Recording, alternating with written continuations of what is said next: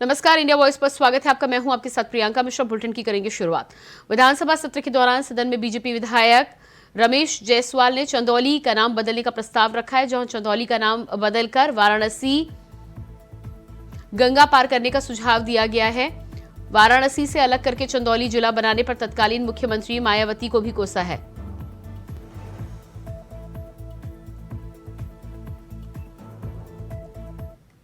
महसूस करने की जरूरत थी। मैं आपसे एक निवेदन करना चाहता हूं कि उसके साथ सभी साथियों ने धन्यवाद प्रस्ताव पे अपना अपना समर्थन दिया, मेरा भी पूर्ण समर्थन है। मैं उसके साथ ही साथ मैं निवेदन करना चाहता हूं कि हम सब लोग चंदौली जिले में रहते हैं, जो कभी काशी का एक हिस्सा हुआ करता था। तत्कालीन मुख्यमंत्री मायावती जी ने पता नहीं किस स्वार्थ और लालच में आकर वाराणसी से अलग करके हम लोगों को चंदौली जिले में भेज दिया। आज चंदौली के लोग, बहुत सारे लोग ये बोलते हैं हमारे पश्चिम के जगह पे, पश्चिम उत्तर प्रदेश में चले जाए तो लोग बोलते हैं कहां पड़ता है, बिहार में पड़ता है क्या, कोई बोलता है चंदौसी पड़ता है क्या।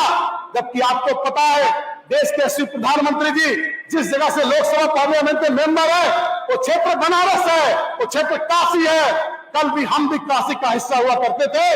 उन्होंने कहा कि मैं काशी में आया नहीं हूं, मुझे मां गंगा ने बुलाया है। निश्चित तौर पर उन्होंने बिल्कुल सही कहा।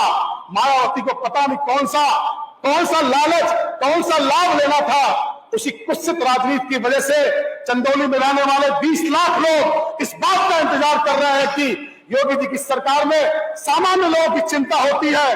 20 लाख लोग बात जो रहा है, एक मां गंगा के आंचल में अपने जीवन को जोड़ते हुए गुजरात से काशी में आकर लोकसभा चुनाव लड़कर पूरे देश का संचालन कर रहे प्रधानमंत्री जी ने जब ये बात कही कि मुझे मां गंगा ने बुलाया है, तो उस 20 लाख लोग कसूर क्या था जिनको लोकमत हासिल किए बगैर चंदौली बना दिया गया।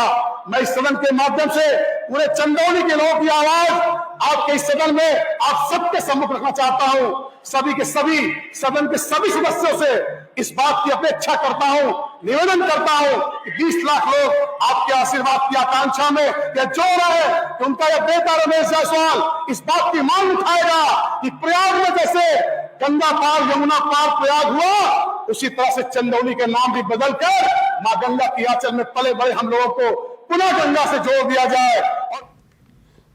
ज्ञानव्यापी मस्जिद पर बुधवार को मुस्लिम पक्ष की अंतरिम राहत नहीं मिली है। ज्ञानव्यापी परिसर के व्यास तहखाने में पूजा अर्चना शुरू किए जाने के आदेश के खिलाफ दाखिल मुस्लिम पक्ष की याचिका पर इलाहाबाद हाईकोर्ट ने बुधवार को सुनवाई की। हाईकोर्ट ने व्यास जी तहखाने में पूजा अर्चना के फैसले पर फिलहाल कोई रोक नहीं लगाई है। हाईकोर्ट ने रोक नहीं लगाने से व्यास जी तहखाने में पूजा अर्चना यथावत जारी रहेगी। जस्टिस रोहित रंजन अग्रवाल की सिंगल बेंच ने मामले में सुनवाई की है।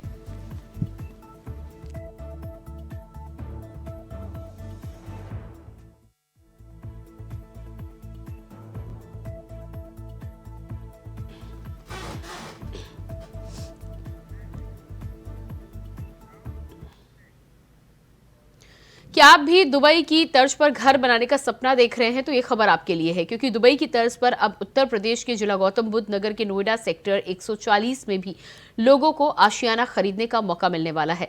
इस सपने को साकार कर रहा है क्रासा ग्रुप। आपको बता दें कि क्रासा ग्रुप नोएडा के दुबई के सबसे बड़े क्लब की जल्द ही शुरुआत करने वाला है। कहा जा रहा है कि साल के आखिर तक नोएडा में दुबई क्लब की शुरुआत कर दी जाएगी। वहीं इंडिया वॉइस से खास बातचीत के दौरान क्रासा ग्रुप के डायरेक्टर अरविंद सिंह ने क्या कुछ कहा, सुनिए।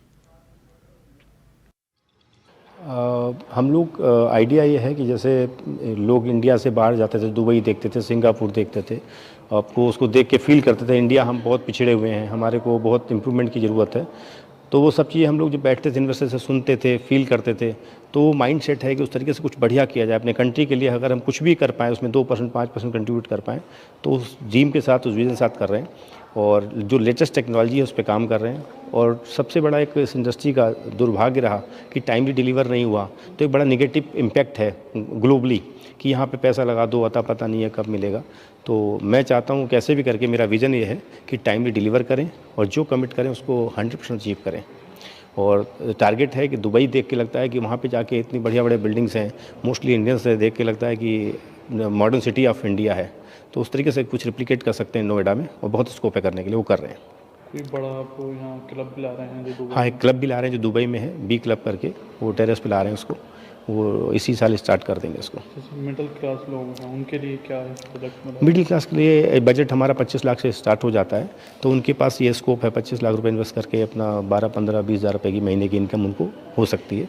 विदिन 3-4 ईयर्स वो एटलीस्ट ठीक ठाक रिटर्न आएगी उनको, क्योंकि एयरपोर्ट आ गया है ऑलरेडी। ये जब फंक्शनल हो जाएगा 2027 में, तो सबसे अच्छे रेंटर्स उस समय होंगे।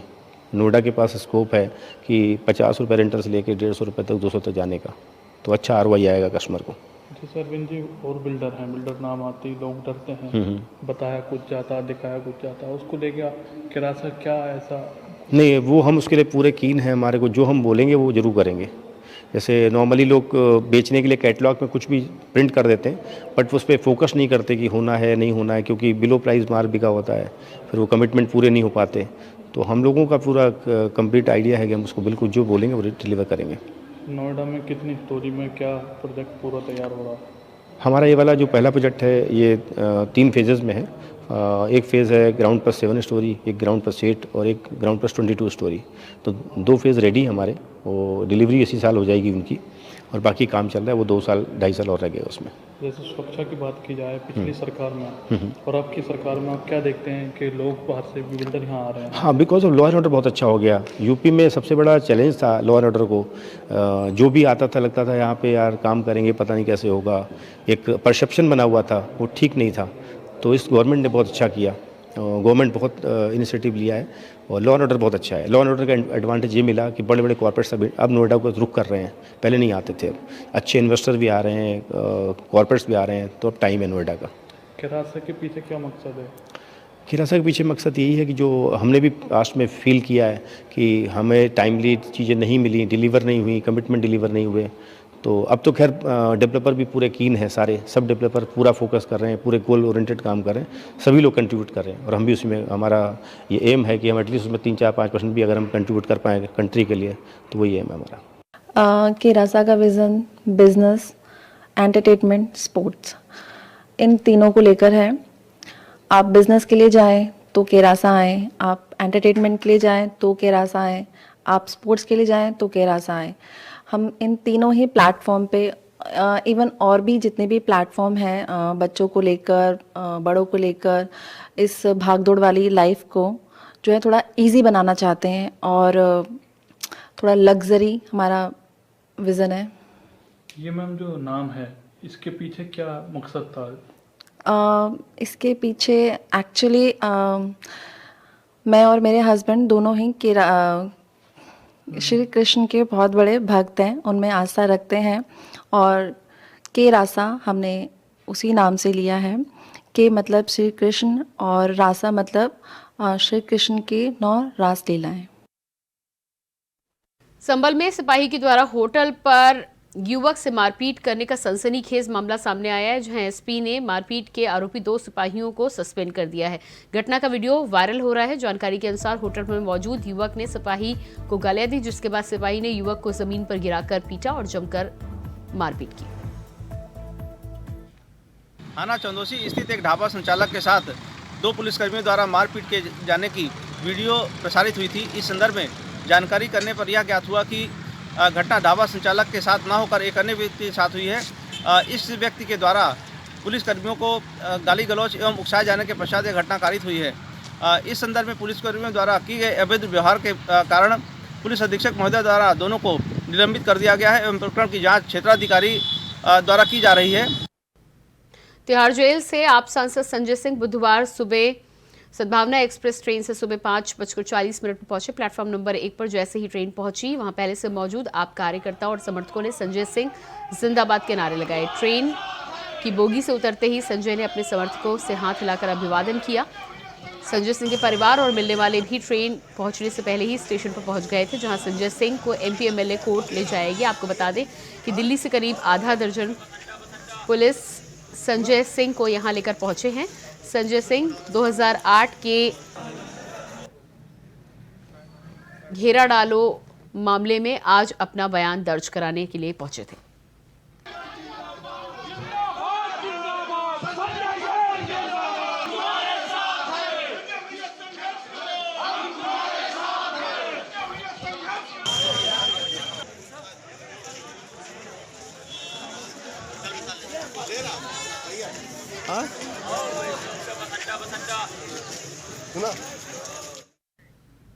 वहीं यूसीसी को लेकर उत्तराखंड के नेता प्रतिपक्ष यशपाल आर्य ने खास बातचीत की। हमारे संवाददाता अभय कैतुरा से क्या कुछ कहा, सुनिए।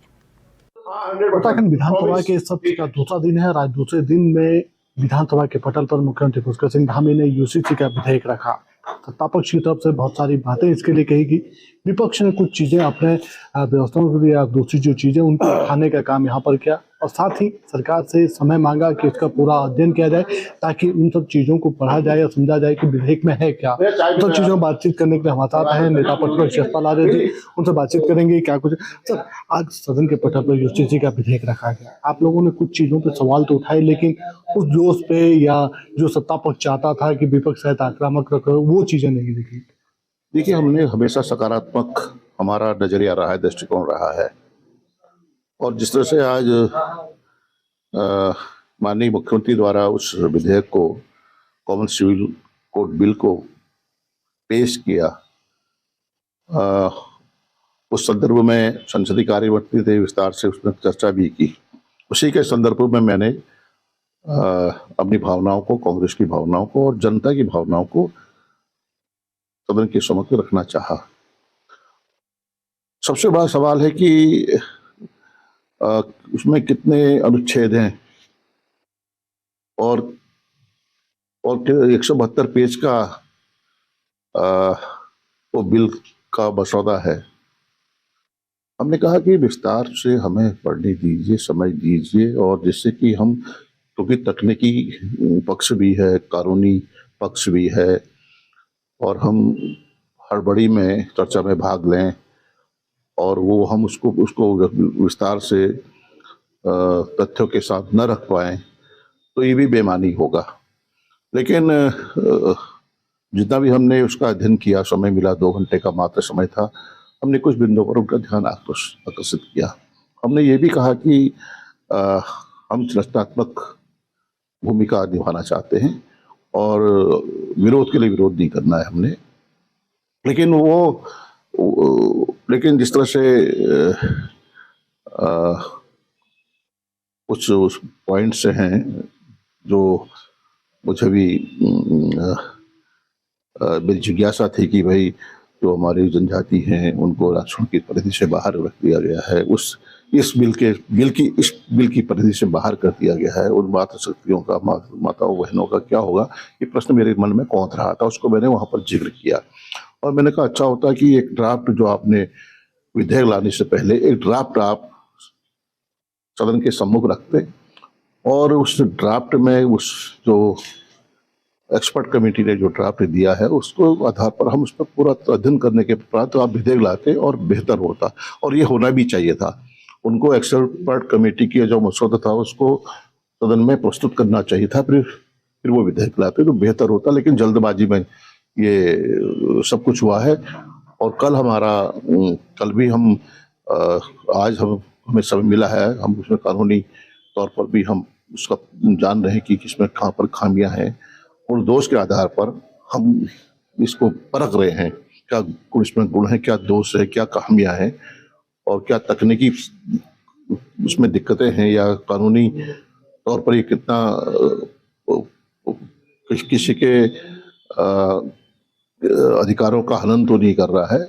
उसके लिए कल का समय है और हमने कहा कि इसको अगर बेहतर करना है तो प्रवर समिति की सुपुर्दगी में दी जाए, जिससे कि इसमें व्यापक वहाँ पर प्रवर समिति अपनी इसका अध्ययन करने के बाद रिपोर्ट सदन को प्रस्तुत करे, उसके बाद विधेयक ले आए, हम उसका समर्थन करेंगे। मित्र, आप 7 बार सदन में आ चुके हैं, लंबा अनुभव आपका रहा उत्तर प्रदेश के यहाँ तक का, क्या लगता है पहले सरकार ने इस विधेयक के मामले में जल्दबाजी यहाँ पर दिखाई है एक चीजों को और बनाने के लिए कि चुनाव नजदीक है इसलिए ला रहे हैं? नहीं, राजनीति है, देखिए राजनीति है और साफ जाहिर भी हो रहा है। समय देखिए जिस तरह से तत्काल सत्र बुलाया गया और उसको विशेष सत्र का नाम दिया गया, इस तरह से समय अवधि कम हुई है, 3 दिन का सत्र, 4 दिन का सत्र आहूत किया गया है। इसको सत्र को सबकी माननीय विधायकों, विपक्ष की माननीय विधायकों की भी कुछ चर्चा में हिस्सेदारी भागीदारी करने के लिए उनको समय देना चाहिए था। और विपक्ष ने ये तो कहा कि समय बढ़ाया जाए और उनका कहना है कि 2 घंटे पर्याप्त है। तो कहीं न कहीं लगता है कि इसका भी राजनीतिक लाभ लेना चाहते हैं, लेकिन हमारा राजनीति करने का मनसा नहीं है। कल विपक्ष का रुख क्या रहेगा अगर आप सबसे देखा जाए? आक्रामक रहेगा सर, या फिर 2 ही चीजों को पॉइंटेड नोटेड करके काम कराएंगे? नहीं, आक्रामक क्यों? आक्रामक नहीं। हम चाहते हैं कि सदन की मर्यादा, सदन की गरिमा और हमारा आचरण हमेशा बेहतर रहे, उसकी गरिमा भी बनी रहे और सदन की जो परंपराएं हैं वो भी बनी रहें और हमारा आचरण भी बेहतर हो। Thank you sir. नेता प्रतिपक्ष राजेंद्र ने साफ तौर पर कहा कि आक्रामक रुख नहीं बल्कि सदन की गरिमा बनी रहे, इन चीजों का पालन कराया जाएगा और कोशिश यही रहेगी कि सरकार को उन बारीकियों को समझाया जाए जिससे ये विधेयक और बेहतर यहाँ पर बन सके। कैमरामैन हसन था Abhay Kaintura, India Voice, Dehradun. UCC पर उत्तराखंड अल्पसंख्यक आयोग के उपाध्यक्ष मजहर नईम नवाब ने बड़ा बयान दिया है। उन्होंने कहा है कि यूसीसी बिल ऐतिहासिक है। उत्तराखंड के मुख्यमंत्री पुष्कर सिंह धामी ने सही मायने में महिलाओं के अधिकार सुरक्षित करने का काम किया है। इस बिल के आने से अल्पसंख्यक महिलाओं के उत्पीड़न और हिंसा में काफी लगाम लगेगी। किसी को भी इस बिल का विरोध नहीं करना चाहिए।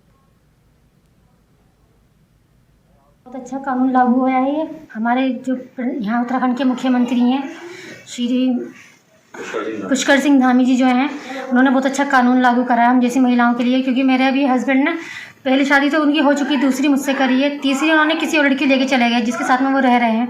अब मैं चाहती हूँ कि मुझे इंसाफ मिले। एक कानून लागू हुआ है तो इसके लिए तो मैं समर्थन में हूँ। इस कानून के कानून में कहीं ना कहीं महिलाओं का ध्यान दिया गया है, समय सीमा भी तय कर दी गई है। शादी को लेके भी उसमें क्या है कि एक ही शादी वैध होगी। किस तरह से देखते हैं? हम लड़कियों के लिए ये जो होते हैं ना, ये मर्द लोग ये ऐसे ही करते हैं जी, दिल तोड़ते हैं, परेशान करते हैं लड़कियों को। अब मेरा तो वैसे भी मैंने कुछ पैसे भी दिए हैं दहेज के, हमारे भैया ने बहुत ज़्यादा सब कुछ करा है इन्होंने, फिर भी हमारे साथ में इतना धोखा करे और 420 करके हमारे साथ भाग गए हैं। शाह जी ये बताइए, क्योंकि आप सब धर्म एक छत के नीचे आ जाएंगे तो इसको कैसे देख रही हैं? ये बहुत अच्छी बात है। ये तो सब धर्म एक साथ भी हो गए और कानून एक सा ही होना चाहिए सब धर्म के लिए जी, ताकि कोई आगे ऐसा कदम ना उठा सके। शादी के लिए जो समय सीमा है वो 18 वर्ष कर दी गई है महिलाओं के लिए, इसको क्या देखते हैं लड़कियों की?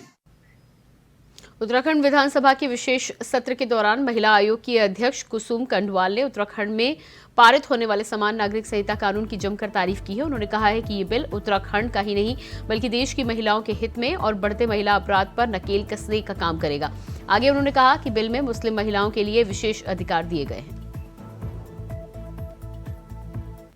बड़ी बात है, 3 तलाक की वो लड़ाई लड़ रहे हैं और क्योंकि जब 3 तलाक की बात हुई थी तो आज वो कम से कम अपना संघर्ष कर रहे हैं और उन्हें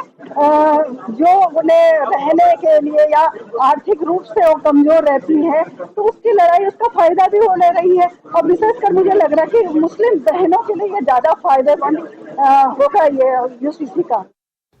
देहरादून में हरक सिंह रावत के मकान में ईडी की छापेमारी जारी है। ऐसे में बड़ी संख्या में नेता प्रतिपक्ष सहित कांग्रेस विधायक उनसे बातचीत करने और हाल जानने के लिए पहुंचे, लेकिन ईडी के कड़े पहरे ने उन्हें अंदर जाने से मना कर दिया। इस दौरान ज्वालापुर के विधायक रवि बहादुर से खास बातचीत की हमारे संवाददाता तुषार गुप्ता ने।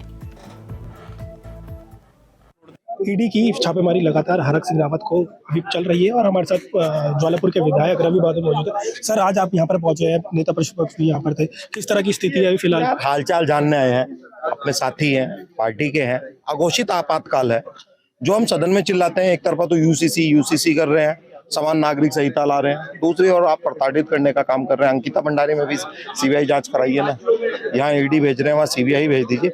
मुख्यमंत्री को स्टैंड लेना चाहिए। आप चीजें खराब कर रही हैं। देखो, कांग्रेस हमेशा विरोध किया है और आगे भी करती रहेगी।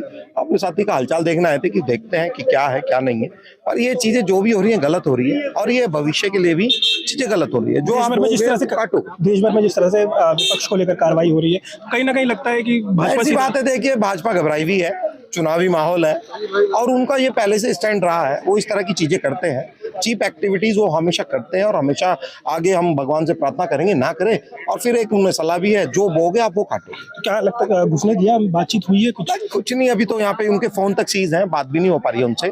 तो हमने देखा था कि जाके देखा जाए, बट उनके फोन भी सीधा कुछ नहीं है। फिर शाम को कोशिश करेंगे बातचीत करने की। ये थे ज्वालापुर के जो विधायक है रवि बहादुर। उनका कहना है कि अभी फिलहाल हम यहाँ पर पहुंचे हैं, लेकिन उनसे कांटेक्ट नहीं हो पा रहा है। शाम को फिर दोबारा कोशिश की जाएगी, लेकिन जिस तरह से भाजपा का विपक्षी जो दल है उनकी तरफ रुख हो गया, उसको ना कहीं चिंता है। कोटद्वार के मोटरनगर में बनने वाले बस अड्डे को लेकर यूकेडी धरना प्रदर्शन कर रही है। सन 2013 में पालिका के द्वारा मोटरनगर में विकास को लेकर एक प्रस्ताव सामने आया था, जिसको लेकर काम की शुरुआत की गई थी, लेकिन किन्हीं कारणों से मोटरनगर का गड्ढा नहीं बन पाया और स्थिति वैसी की वैसी बनी हुई है। अब मामला कोर्ट तक चल रहा है, जिसके चलते कोई भी काम करवाना मुश्किल है। आपको बता दें कि 2015 से लगातार यूकेडी इस मुद्दे को उठा रही है। पालिका के समय से एक मोटरनगर में बस अड्डे का प्रस्ताव पास हुआ था और वहां पर काम भी शुरुआत की गई थी, लेकिन किन्हीं कारणों से उस काम को फिर वो अधर में ही लटक गया। 11 साल बीत जाने के बाद भी आज की जैसी जो स्थिति बनी हुई है, वही अब पालिका से लेकर निगम बन गया है। उसके बावजूद भी कोई भी इस गड्ढे की सुध लेने को तैयार नहीं है। मामला कोर्ट में पहुँच चुका है और कोर्ट में मामला चल रहा है। यूकेडी के द्वारा आज इसी मुद्दे को, शहर की और भी अन्य मुद्दाओं को लेकर के धरना प्रदर्शन चल रहा है। हमारे साथ बहुत सारे लोग यहाँ पर मौजूद हैं और हम इन्हीं से पूछते हैं कि क्या किस बात को लेकर के आज आप लोग यहाँ पर धरने पर बैठे हुए हैं। जो कोटद्वार की जनता जिन समस्याओं से रोज दो चार होती है, उन समस्याओं के लिए हम लोग धरना कर रहे हैं, प्रदर्शन कर रहे हैं। और उन समस्याओं में जो सबसे मुख्य समस्या है वो है एक मोटरनगर का गड्ढा। माननीय स्वर्गीय शशि नैनवाल के सामने से ये एग्रीमेंट हुआ था और ये एग्रीमेंट पता नहीं कौन से धरातल में चला गया। उसके बाद 5 साल रश्मि राणा भी रही, उन्होंने इसमें कुछ नहीं किया। उसके बाद 5 साल नगर निगम को हो गए, उन्होंने कुछ नहीं किया। जनता त्रस्त है इस गड्ढे से। इस गड्ढे से पहले हमारे को इतनी सहूलियतें मिलती थी, यहाँ पे रामलीला होती थी, दशहरा होता था, टेम्पो खड़े होते थे, बस खड़ी होती थी जीएमओ की, बहुत सुविधाएं थी। लेकिन उन सब सुविधाओं पे एक ऐसा कोड लगा दिया है कि न तो अब ये उगलते बन रहा है और न निगलते बन रहा है। सरकार हमको ये नहीं कोई आश्वासन दे पा रही है कि इस नगर निगम के गड्ढे का क्या करा जाएगा। और आज इसी समस्या को लेकर के हम सब लोग यहाँ धरने पर बैठे हैं और धरने पर हम जगाना चाहते हैं सरकार को, एक संदेश देना चाहते हैं कि इसके लिए अगर आपने जल्दी ही कुछ नहीं किया तो बहुत बड़ी रणनीति के साथ हमको कुछ करना पड़ेगा और जो सरकार के गले की फांस भी बन जाएगा।